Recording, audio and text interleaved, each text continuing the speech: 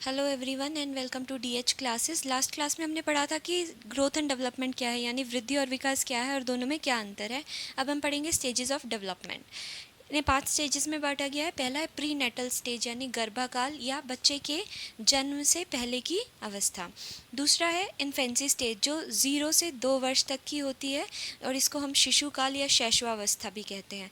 तीसरा है चाइल्डहुड 2 से 12 साल तक, बाल्यावस्था इसको कहते हैं। फोर्थ है एडोलसेंस यानी 12 से 18 साल तक की अवस्था, इसे किशोरावस्था कहते हैं। और लास्ट है एडल्टुड यानी 18 साल से ज़्यादा, इसको प्रौढ़ावस्था कहते हैं। हम सिर्फ पहली 4 यानी एडोलसेंस तक को स्टडी करेंगे क्योंकि एक टीचिंग लर्निंग एनवायरनमेंट में हम सिर्फ 18 ईयर्स तक के बच्चों के साथ डील करते हैं।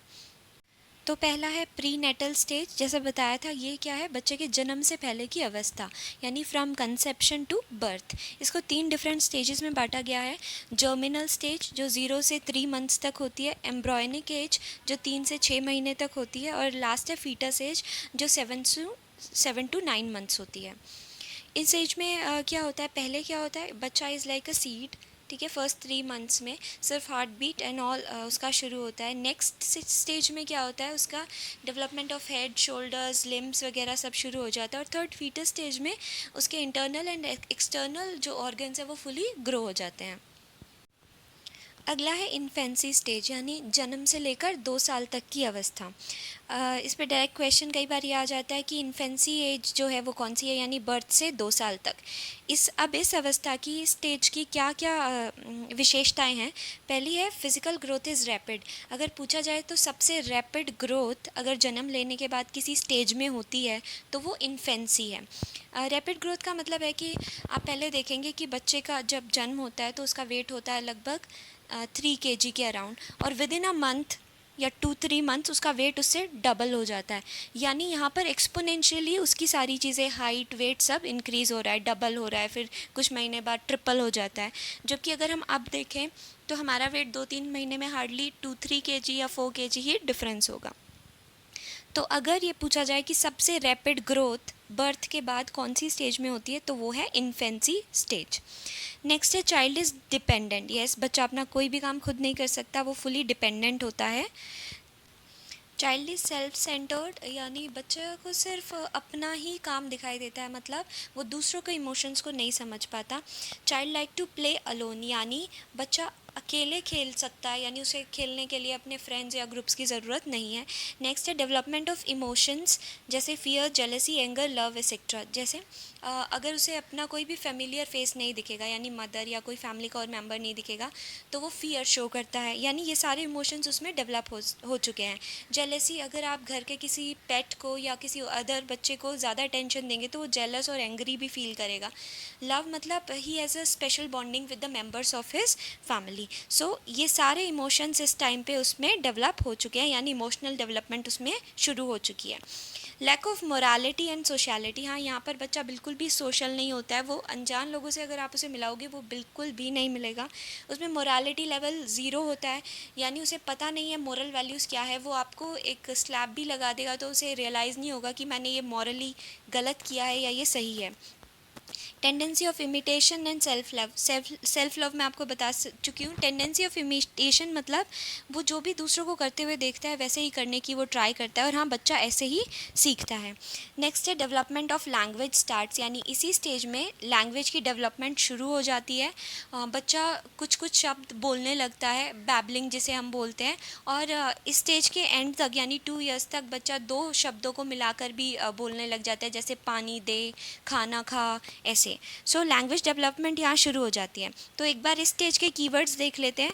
ग्रोथ इज़ रैपिड, यानी ग्रोथ सबसे ज़्यादा रैपिड अगर किसी स्टेज में होती है तो वो इन्फेंसी स्टेज। दूसरा है प्ले अलोन यानी सॉलिटरी प्ले।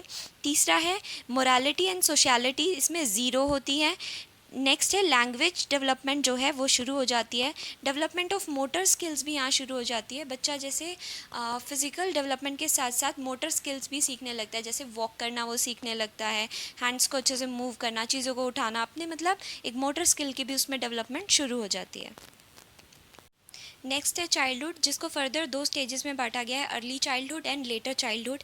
अर्ली चाइल्डहुड यानी पूर्व बाल्यावस्था जो 2 से 6 साल तक की होती है, और दूसरा है लेटर चाइल्डहुड यानी उत्तर बाल्यावस्था जो 6 से 12 साल तक की है। अब पहले हम बात करेंगे अर्ली चाइल्डहुड के बारे में। इसको कुछ नाम दिए गए हैं, इसको प्री स्कूल एज भी बोलते हैं, यानी बच्चे के स्कूल में शुरुआत करने से पहले की जो एक एज है उसे प्री स्कूल एज बोलते हैं। टॉय एज, इस एज में बच्चा बहुत ज़्यादा ही अपने टॉयज़ के साथ खेलना पसंद करता है, इसे टॉय एज भी कहते हैं। नेक्स्ट है कि physical growth at slow rate. हाँ, इस स्टेज में क्या होता है, फ़िज़िकल ग्रोथ होती है लेकिन उसका रेट स्लो होता है। रेट स्लो होने का मतलब है एज़ कम्पेयर टू इन्फेंसी। मैंने आपको बताया था कि लाइफ टाइम में जितने भी आपके स्टेजेस हैं उनमें सबसे ज़्यादा रैपिड ग्रोथ अगर हमारी होती है तो वो होती है इन्फेंसी में। नेक्स्ट है मोटर स्किल्स डेवलप, यानी फ़िज़िकल ग्रोथ बेशक स्लो है लेकिन मोटर स्किल्स वो बहुत से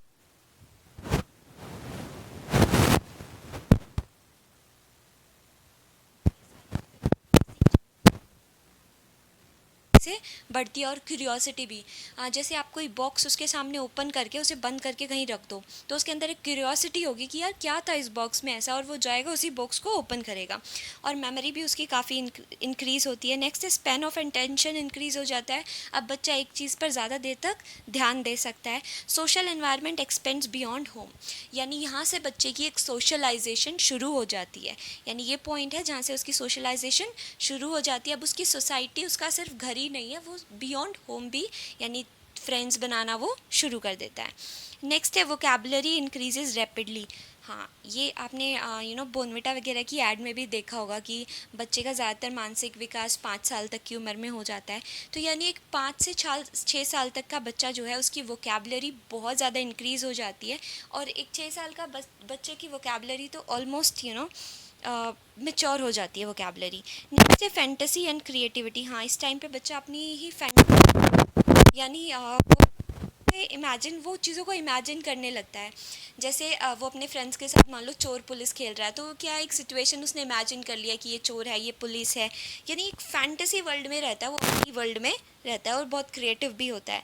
सेल्फिश एंड ईगोसेंट्रिक, ऑल्दो बच्चा इस स्टेज में भी ये सेल्फिश एंड ईगोसेंट्रिक होता है लेकिन वो बहुत ज़्यादा ओबीडियंट होता है, यानी पेरेंट्स ने या उसके टीचर्स को भी वो एज अ फैमिली ट्रीट करता है। अगर उन्होंने उसे जैसा इंस्ट्रक्ट किया है वो वैसा ही करेगा। बच्चा इस एज में बहुत ही ओबीडियंट और डिसिप्लिन्ड होता है। तो अब हम एक बार इस स्टेज के हम कुछ कीवर्ड्स देख लेते हैं। पहला, इसको प्री स्कूल एज बोलते हैं, तो अगर क्वेश्चन आए प्री स्कूल एज कौन सी है तो वो है अर्ली चाइल्डहुड। इसको हम टॉय एज भी बोलते हैं, और इसमें बच्चा सेल्फिश एंड ईगोसेंट्रिक होता है, ओबीडियंट होता है। उसकी वोकैबुलरी यानी लैंग्वेज डेवलपमेंट की अगर बात करें तो वोकैबुलरी इंक्रीज़ होती है रैपिडली। वो किस स्टेज में होती है तो वो अर्ली चाइल्डहुड में होती है।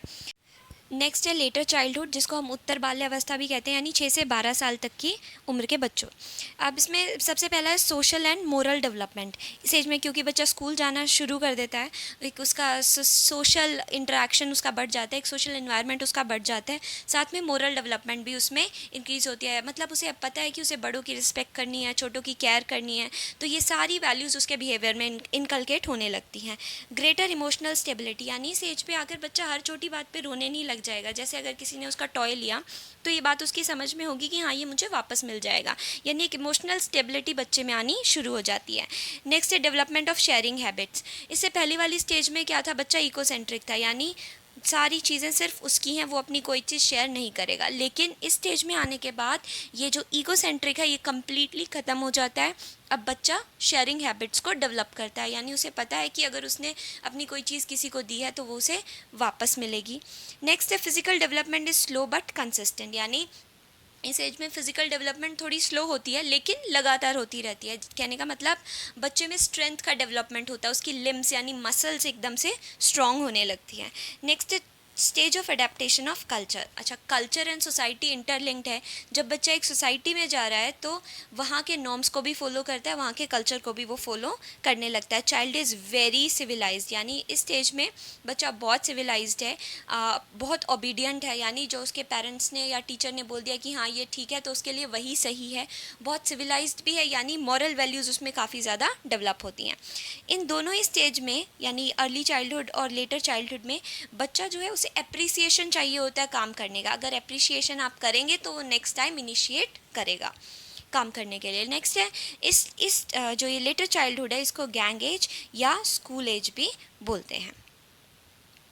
नेक्स्ट है एडोलेसेंस यानी 12 से 18 साल यानी किशोरावस्था। इसको हम प्रॉब्लम एज और ट्रांजिशनल एज भी बोलते हैं। ट्रांजिशनल एज ऐसे क्योंकि एक ब्रिज की तरह काम करता है, आपको चाइल्डहुड से एक एडल्टहुड की तरफ अगर कोई लेकर जाता है तो वो ये एडोलेसेंस वाला फेस है। इसमें बहुत सारे there is a wave of changes physical as well as emotional. तो बच्चा हर चेंज से कोप अप करने में थोड़ी डिफ़िकल्टी फील करता है, इसीलिए इसे प्रॉब्लम एज भी कहा जाता है। इस एज में child is active member of a group, यानी जो भी उसका ग्रुप है उसका वो एक बहुत ही एक्टिव मेंबर होता है। अपने फ्रेंड्स से एक्सेप्टेंस उसके लिए बहुत मैटर करती है। लैक ऑफ आइडेंटिटी का मतलब है कि क्योंकि ना तो बच्चा इस फेज में चाइल्ड होता है ना ही वो एडल्ट होता है, यानी उसकी एक आइडेंटिटी क्राइसिस है कि उसे बनना क्या है। ये उसके प्रोफेशन से रिलेटेड भी हो सकता है। साथ में वो इंडिपेंडेंट तो होना चाहता है, राइट, उसे फ्रीडम चाहिए, लेकिन साथ के साथ वो डिपेंडेंट भी है अपने पेरेंट्स के ऊपर फॉर ऑल द नीड्स। तो ये एक लैक ऑफ आइडेंटिटी बच्चे में होती है। Physical and mental development is at peak, यानी फिज़िकल चेंजेस, बच्चा प्यूबर्टी से एक एडल्टहुड की तरफ मूव करता है, तो फिज़िकल चेंजेस और as well as mental development जो भी है वो is on its peak. Next है feeling of autonomy and anxiety. Autonomy से मतलब है कि एक तरीके से सेल्फ रूल वो चाहता है मेरे ऊपर बस मेरा रूल होना चाहिए। लेकिन आपको पता है पेरेंट्स के साथ इस वजह से उनके कन्फ्लिक्ट्स होते हैं, स्कूल में कन्फ्लिक्ट्स होते हैं, तो इस वजह से एक लेवल ऑफ एंग्जाइटी भी उसमें इंक्रीज़ हो जाता है। तो feeling of autonomy and anxiety. इस एज में जो रिलेशनशिप होते हैं वो बहुत ज़्यादा इंटेंस होते हैं। मतलब एक फ्रेंड के साथ जो उसका रिलेशन है उसके लिए वो अपने पेरेंट्स, अपनी सोसाइटी सबसे एक रिबेल कर सकता है। नेक्स्ट है बैड एडजस्टमेंट होती है इस एज में, स्पेशली विद पेरेंट्स।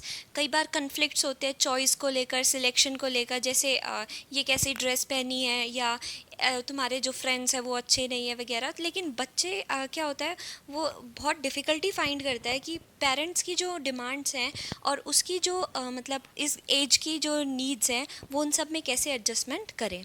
नेक्स्ट है ऑपोजिट सेक्स एट्रैक्शन। आपको पता है एक प्यूबर्टी इसी एज ग्रुप में 12 to 18 एडोलसेंस में ही बच्चा प्यूबर्टी पे रीच करता है, तो ऑपोजिट सेक्स की तरफ ऑब्वियसली उसकी अट्रैक्शन बढ़ जाती है। स्टडी ऑफ एडोलसेंस में ना एक नाम बहुत प्रोमिनेंट है, बहुत विख्यात है, और वो है स्टैनली हॉल।